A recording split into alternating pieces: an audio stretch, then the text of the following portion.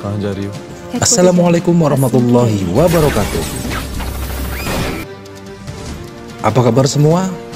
Semoga masih dalam keadaan sehat walafiat, dan semoga kita selalu dilindungi dari segala macam mara bahaya. Kali ini Plastik Ungu akan merangkum alur cerita film India yang berjudul Dussehra yang dirilis pada tahun 2018. Film yang berkisah tentang balas dendam dari seorang suami atas terbunuhnya sang istri sebagai polisi jujur oleh para politisi korup. Seperti apa kisah selengkapnya? Simak terus alur cerita film ini. Dan inilah Dussehra.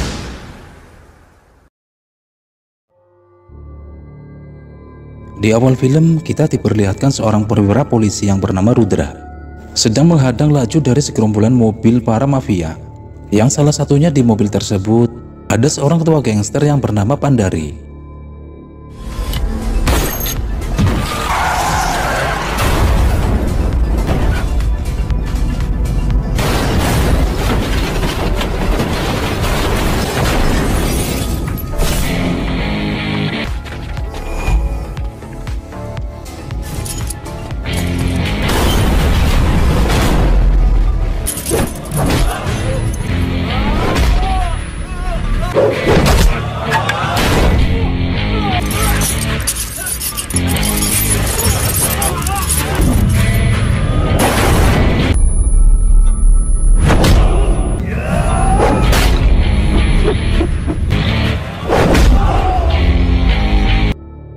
Setelah semua anak buah Pandari habis tak tersisakan, sekarang giliran Pandari yang sudah ditodong oleh Rudra dengan pistolnya untuk bersiap-siap mengeksekusinya.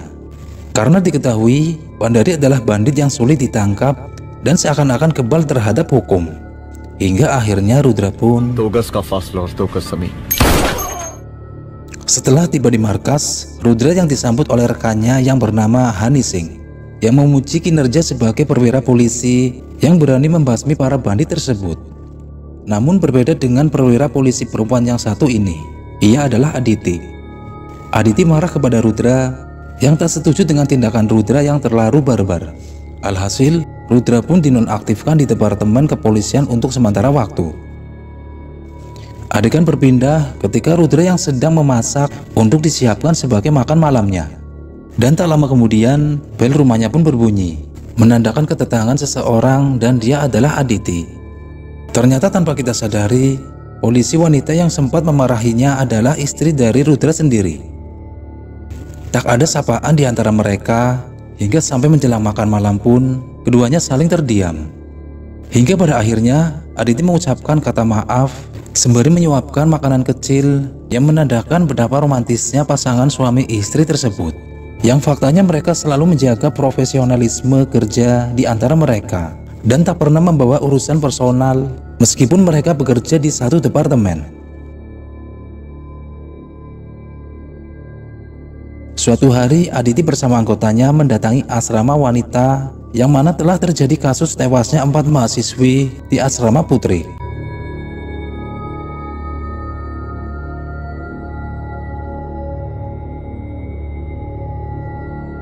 Setelah itu Aditi menyuruh anggotanya untuk segera mengotopsi semua jenazah. Di kantor, Aditi menggali informasi dengan menanyakan kepada salah satu orang tua korban. Aditi bertanya kepada mereka permasalahan apa yang menimpa mereka hingga nekat melakukan bunuh diri. Karena bukti yang polisi temukan menunjukkan bahwa mereka melakukan bunuh diri. Namun sang orang tua menyangkal kalau putrinya tak mungkin melakukan hal sebodoh itu. Karena malam sebelum kejadian, putri mereka sempat menelpon dalam keadaan sangatlah bahagia. Jadi tak mungkin kalau putri mereka melakukannya. Sementara itu beberapa oposisi menyatakan di depan para wartawan dan awak media kalau kasus ini bukanlah kasus biasa. Jadi sudah semestinya ketua menteri harus secepatnya turun tangan untuk menyelidiki kasus ini.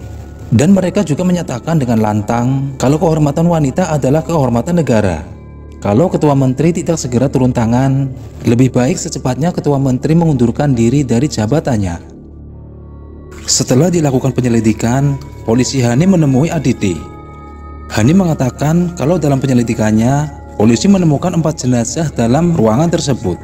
Namun ditemukan 5 sampel darah yang berbeda di tempat itu. Hal itu semakin membuat Aditi yakin kalau kasus kematian di asrama itu bukanlah kasus bunuh diri seperti yang diungkapkan oleh orang tua korban. Beberapa waktu kemudian, Ketua Menteri yang bernama Prasadilal mengadakan pertemuan dengan para wartawan dan awak media. Ketua Menteri mengatakan kalau dirinya mengutuk keras perihal kejadian yang mengakibatkan tewasnya beberapa mahasiswi di asrama putri. Namun diketahui, Ketua Menteri adalah seorang yang korup. Dia mempunyai anak buah yang tega menghabisi nyawa seseorang tanpa ampun. Semua pernyataan di depan wartawan adalah omong kosong untuk meyakinkan ke semua orang kalau dirinya lah seorang menteri yang berjuang untuk masyarakat miskin yang dieksploitasi. Setelah itu seorang wartawan mengatakan kalau ia mewakili publik untuk meminta agar polisi Rudra Pratap Singh sebagai polisi yang pemberani agar dipanggil kembali ke markas cabang kejahatan negara untuk bisa menangani kasus yang terjadi di asrama putri. Awalnya Ketua Menteri terdiam sejenak dengan permintaan itu. Namun demi mempertahankan jabatannya, Ketua Menteri pun akan memanggil kembali polisi Rudra untuk menangani kasus itu. Aditi menceritakan semua kepada Rudra tentang kasus yang sedang ditanganinya itu. Aditi juga mengatakan perihal Rudra yang ditugaskan kembali di Departemen Kepolisian untuk membantu Aditi dalam memecahkan kasus tersebut. Rudra pun setuju. Namun apakah Aditi juga setuju dengan metode Rudra dalam setiap memecahkan kasus? Aditi meminta kepada Rudra untuk mengubah sedikit metodenya demi istrinya. Dan Rudra pun akan mencoba untuk memenuhi permintaan dari istrinya itu. Di awal penyelidikan, Rudra mendatangi TKP. Dan dia berasumsi kalau tulisan yang tertera di dinding sama sekali bukan tulisan dari salah satu dari mereka yang tewas. Dan untuk penyelidikan selanjutnya, Rudra meminta untuk diperlihatkan semua benda yang ditemukan oleh polisi di tempat kejadian. Setelah melihat semua benda tersebut, Rudra meminta untuk mengetahui detail dari sebuah kartu SIM dan mencari tahu atas nama siapa slip pembayaran senilai Rp500.000. Setelah itu Aditi langsung mendatangi ke perusahaan provider SIM yang ditemukan untuk mencari tahu siapa yang memanggil dan dipanggil terakhir kali dalam SIM tersebut. Sedangkan Hanisi sendiri mendatangi bank yang bersangkutan untuk mengecek nota tersebut. Setelah itu ditemukan nama pemilik dalam SIM tersebut yang bernama Kancan Devi. Dan dalam nota tersebut ditemukan nama Ramesh Dubai, orang yang telah melakukan pembayaran. Dan sebagian besar panggilan yang ada di SIM card tersebut dilakukan ke seseorang yang bernama Sama. Tak lama Hani dan Dulare segera mendatangi rumah Ramesh Dubai sesuai alamat yang diberikan. Namun setelah didatangi, ternyata rumah itu bukanlah rumah Ramesh Dubai. Mereka pun melaporkan hal itu kepada Rudra. Dan Rudra yang penasaran, ia pun mendatangi kembali ke bank untuk menyelidiki lagi perihal nota tersebut. Rudra meminta CCTV saat Ramesh mencairkan uangnya di ATM. Hingga terlihatlah seseorang saat melakukan transaksi tepat pada saat jam dan tanggal Ramesh menarik uang. Namun terlihat orang itu bukanlah Ramesh Dubai, melainkan orang itu bernama Pandai. Dia seorang kontraktor yang kerjanya hanya menjilat para menteri. Dan tak lama polisi pun menangkap Pandai. Scene berpindah saat ketua menteri terlihat sedang menghubungi Sangkar, adik iparnya. Diketahui Sangkar adalah seorang ketua preman dan dia sangat patuh kepada kakak iparnya, yaitu ketua menteri. Ketika di kantor, Aditi yang sedang memeriksa Pandai, tiba-tiba datanglah Sangkar dan komplotannya yang membawa surat untuk kebebasan Pandai. Aditi yang mengetahui surat itu dari ketua menteri, ia pun tak bisa berbuat apa-apa dan terpaksa melepaskan Pandai. Beberapa waktu kemudian, ketika Pandai mendatangi markas Sangkar untuk berterima kasih karena telah membebaskannya. Namun apa yang terjadi? Sangkar malah menggorok leher Pandai hingga Pandai pun tewas.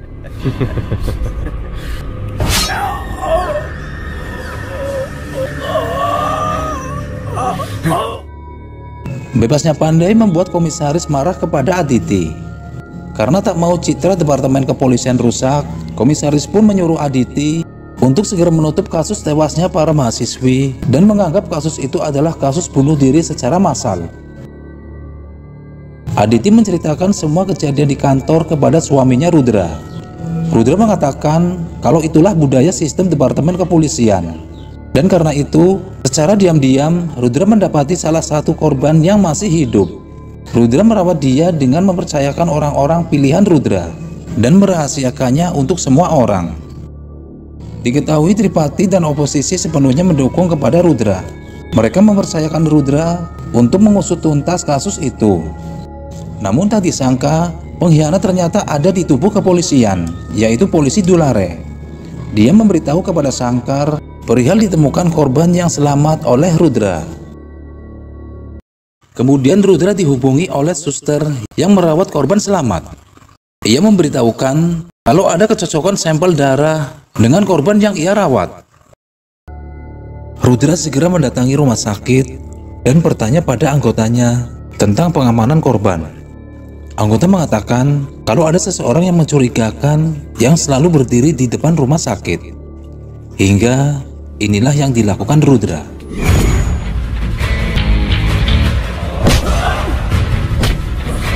Tiba-tiba Rudra sudah ada di belakangnya dan membenturkan kepalanya ke tembok. Ia mengatakan kalau dirinya adalah orang suruhan Sangkar. Setelah mengetahui alamat Sangkar, Rudra pun bergegas mencari Sangkar di markasnya. Namun pada saat Rudra tiba di depan markas Sangkar, inilah yang terjadi.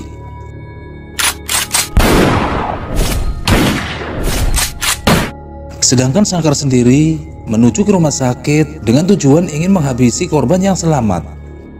Seketika Sangkar akan menembak korban tersebut, tiba-tiba ternyata Rudra selamat dari anak buah Sangkar.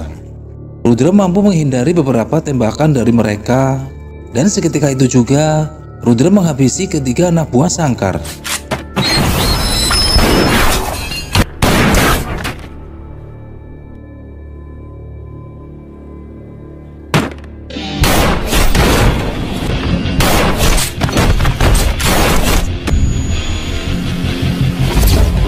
Aksi kejar-kejaran pun terjadi di antara mereka.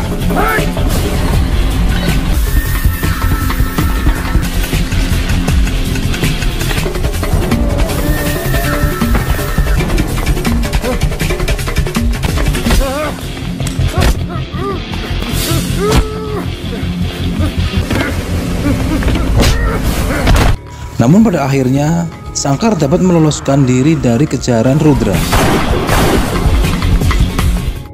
Adegan berpindah ketika komisaris mendatangi ketua menteri. Di sini kita diperlihatkan sikap ketua menteri yang sok berkuasa. Ia menyuruh komisaris untuk mengikat tali sepatunya dan membersihkannya. Hal itu membuktikan kalau lemahnya Departemen Kepolisian. Dan dengan seenaknya ketua menteri merendahkan seseorang yang mempunyai jabatan sebagai jenderal komisaris. Kejadian itu pun direkam dan diperlihatkan kepada Aditi. Ketua menteri mengatakan kalau seorang komisaris pun bisa tunduk dan patuh kepadanya, apalagi seorang Aditi. Oleh karena itu, ketua menteri memberi ancaman kepada Aditi untuk segera menutup kasus itu. Kalau Aditi tetap menyelidiki kasus itu, maka ketua menteri akan membunuh Aditi. Setelah di rumah, terlihat wajah Aditi yang takut dan marah. Ia berusaha menyembunyikan dari suaminya Rudra. Namun Rudra yang merasa ada sesuatu pada istrinya itu, ia pun berusaha menanyakan terus-menerus. Hingga akhirnya Aditi pun menceritakan kalau ketua menteri telah memberi ancaman kepada dirinya. Beberapa saat kemudian rumah mereka pun didatangi Sangkar dan komplotannya.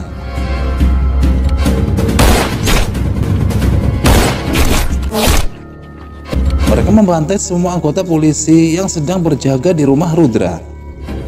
Dan aksi adu tembak pun terjadi di depan rumah mereka.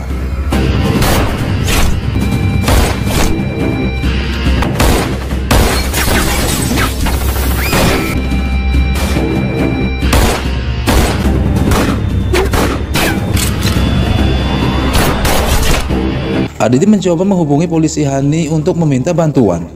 Namun seketika itu juga, mobil komplotan Sangkar pun berusaha menghalangi mobil Hani.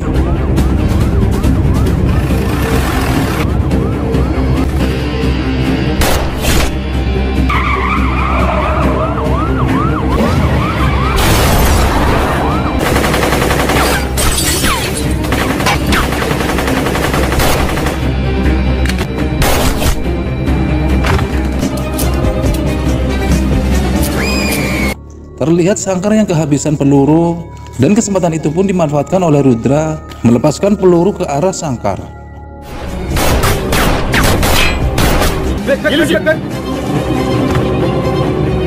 Namun tiba-tiba muncul polisi Dulare yang melemparkan senjata kepada Sangkar. Dan pada saat itu juga Rudra baru mengetahui kalau selama ini Dulare adalah seorang polisi yang berkhianat. Di saat Rudra akan menembak Dulare, terhalang oleh Sangkar hingga sedikit mengenainya.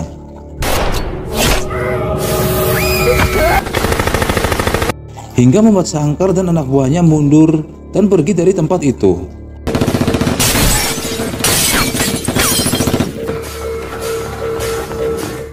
Terlihat polisi Dulare yang ditinggal oleh mobil Sangkar, dan terpaksa dirinya berhadapan langsung dengan Rudra, hingga Dulare pun harus tewas di tangan Rudra.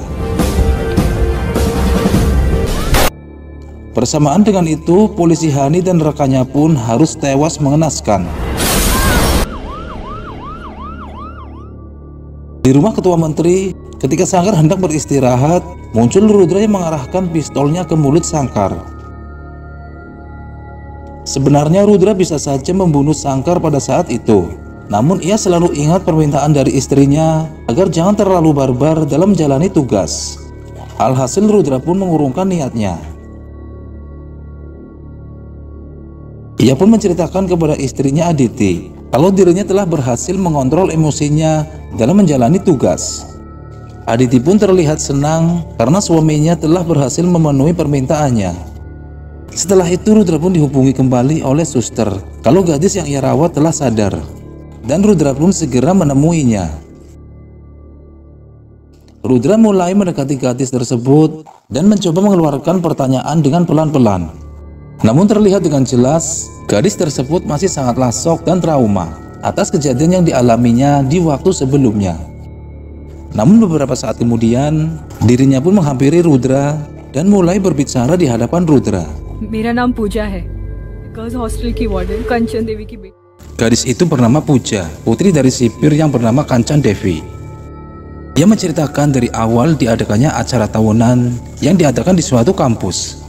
Dan pada saat itu, Ketua Menteri menjadi tamu kehormatannya.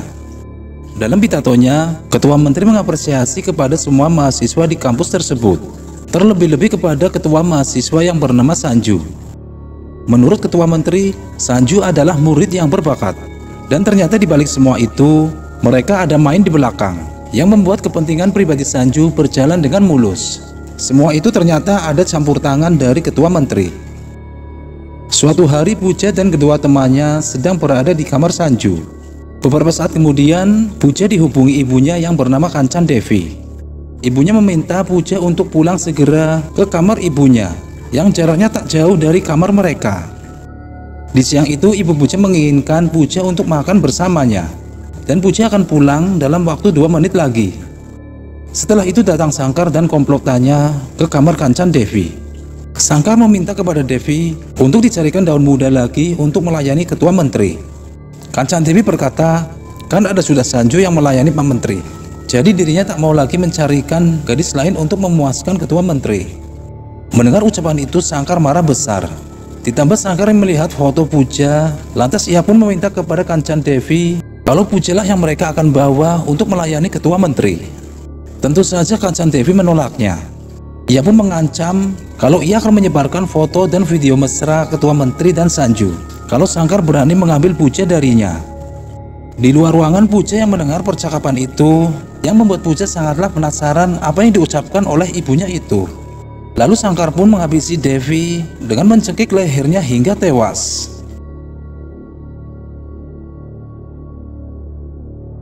Melihat kejadian itu, Pooja pun berlari ke kamar Sanju. Ia menanyakan kebenaran tentang hubungan asmara antara Sanju dan Ketua Menteri.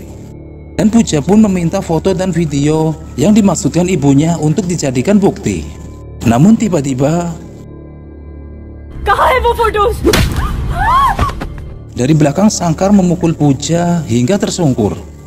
Setelah itu Sangkar meminta foto dan video perihal perselingkuhan Sanju dan Ketua Menteri. Merasa tak terima, salah satu dari mereka mendorong Sangkar. Sontak Sangkar pun menyayat tangan dia dengan benda tajam. Dan Sangkar menulis sesuatu di dinding dengan membuat skenario seakan-akan mereka tewas bunuh diri. Dan pembantaian pun mereka lakukan di kamar itu.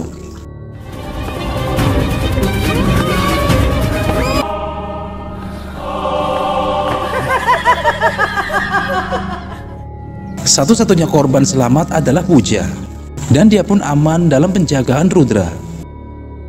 Rudra bertanya kepada Puja, kira-kira di mana foto dan video itu disimpan oleh Sanju. Setelah itu Puja teringat pada saat dirinya menanyakan di mana foto dan video tersebut kepada Sanju.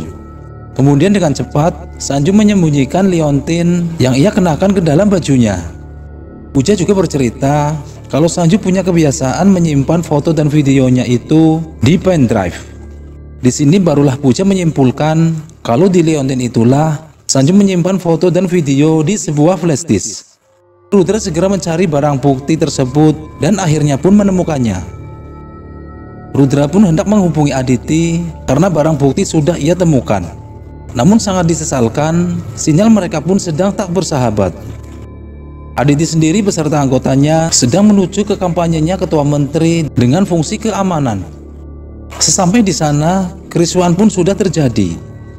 Dan Aditi beserta anggotanya berusaha menghentikan kerusuhan yang terjadi. Namun inilah yang dialami Aditi.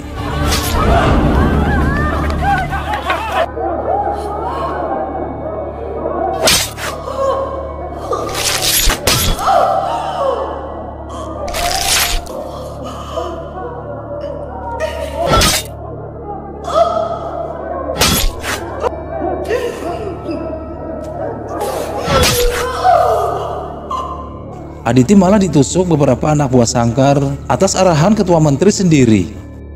Rudra yang datang terlambat hingga akhirnya Rudra hanya bisa melihat sang istri meregang nyawa.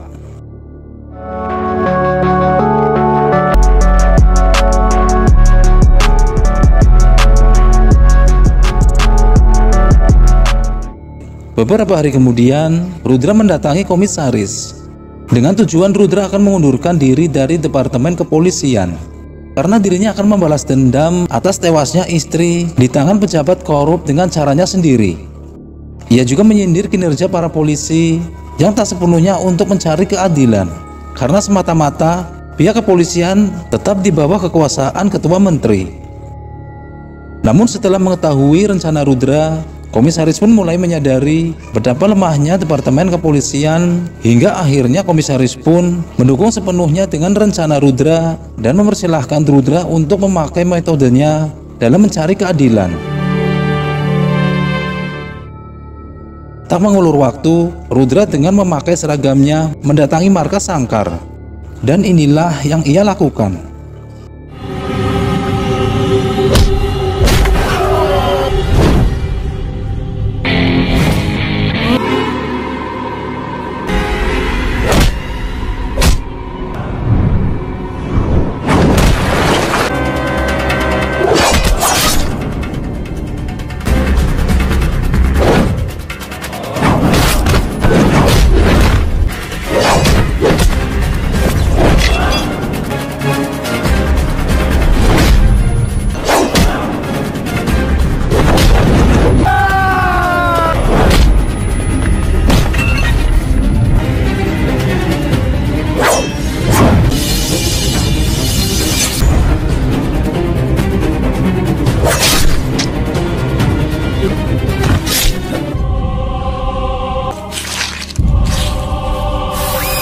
Meskipun sempat terkena tusukan di perutnya, Rudra masih bisa bertahan dan berbalik menyerang Sangkar dan menghabisi Sangkar dengan mematahkan batang lehernya.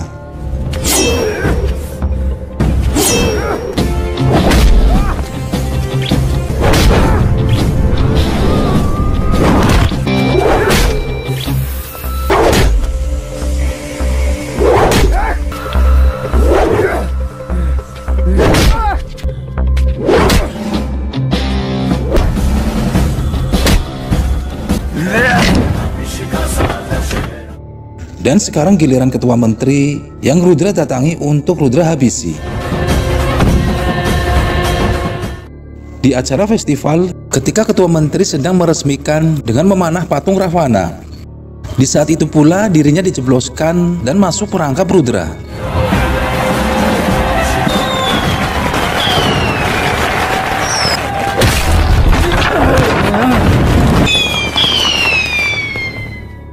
Meskipun sudah tak berdaya, Ketua Menteri masih saja ngeyel dengan mengeluarkan perkataan yang menyakitkan Rudra, hingga membuat Rudra geram, dan inilah cara Rudra menghabisi Ketua Menteri. Rudra menarik dan memasukkan kepala Ketua Menteri ke dalam roda besi dan memutarkannya, hingga putuslah kepala dari sang Ketua Menteri. Dan film pun berakhir.